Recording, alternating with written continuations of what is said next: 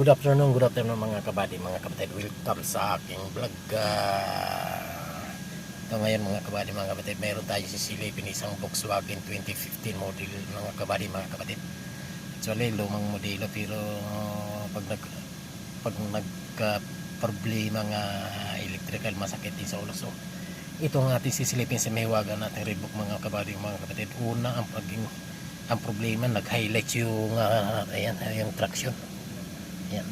Or saka yung airbag at saka yung EPC, electronic power control.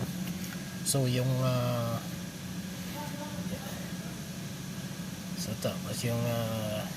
tapos yung sensor sa harapan mga kabady, mga kapatid, ayaw gumana.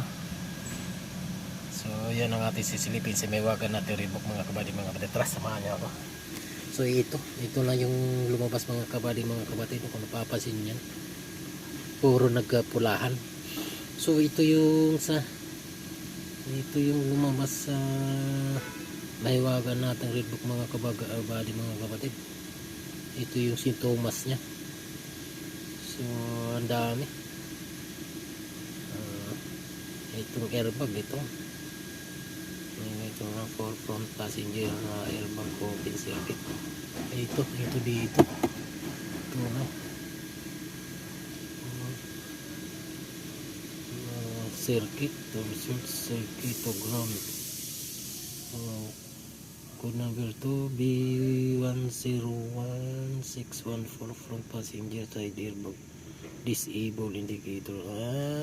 Ganun, isa nga lang ang sinasabi. Bagay yung disable nang ito yung mga kabady, mga kapatid dito, kasi luma na nga naman.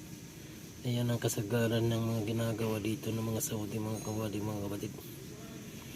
So hindi na natin pakialaman yan. So ganun lang natin yung